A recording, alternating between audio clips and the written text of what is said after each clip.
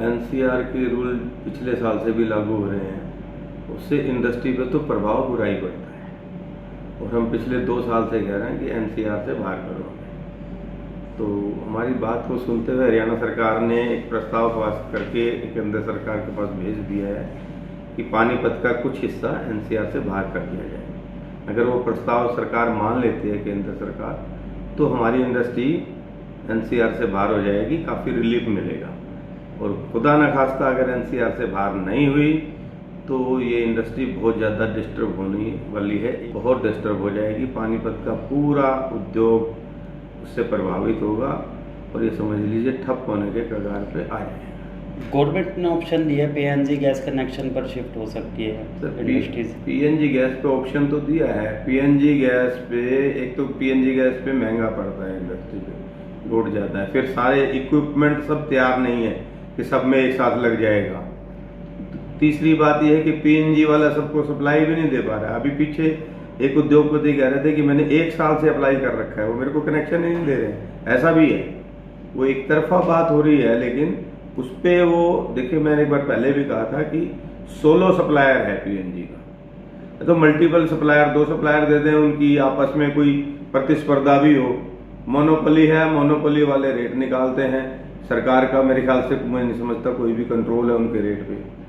तो अगर सारी चीज़ ठीक हो तो इंडस्ट्री ने तो काम करना है, वो पीएनजी पे भी करेगा, वो कोयले पे कर रहा है, लेकिन सारी कुछ चीज़ें व्यवस्थित होने चाहिए, मेरा ये मानना है। सर, कितना रेवेन्यू का भागीदारी होती है पानीपत जिले की?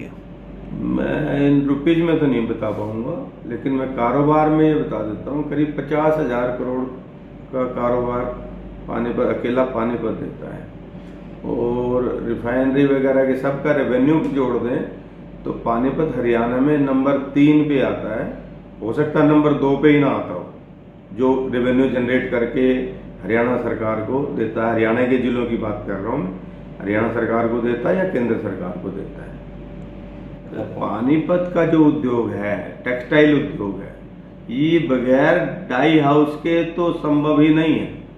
तो कोयला, डाई हाउस में सारा कोयला आधारित है, चिमनियाँ, तो कोयला तो चिमनी बंद हो जाएगी तो पानीपत का उद्योग सारा ही डिस्टर्ब होएगा।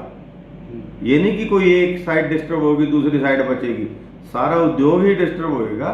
और ये बहुत बड़ा संकट है पानीपत पे, ये समझना चाहिए कि पानीपत पे बहुत बड़ा संकट है, इसको हरियाणा सरकार को भी समझना चाहिए। मतलब कि कोई पॉलिसी नहीं है देश में व्यापार की, छोटे दुकानदारों की तो पॉलिसी नहीं है, और बड़े दुकानदारों को जैसे एनसीआर में ले लिया, कई पाबंदियां लगा दी, आप कोयला नहीं चला सकते, कभी डीजल का, कभी लाइट का, और रेट लाइटों के इतने दे दिए कि वो मार्केट में कंपटीशन ही नहीं कर सकते।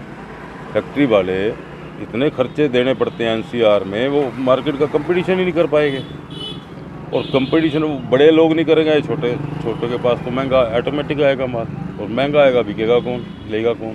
हालात ही माड़े हैं, सारा ही फर्क पड़ रहा है। धागा का रेट बढ़ता है पेट्रोल डीजल के लिए, पेट्रोल से धागा बनना होता है। जब पेट्रोल ही काबू नहीं है तो धागा भी काबू नहीं है, पेट्रोल डीजल काबू नहीं है तो ट्रांसपोर्ट काबू नहीं है, ट्रांसपोर्ट काबू नहीं है तो माल पे इफेक्ट आना ही आना है, महंगा बिकना ही बिकना है।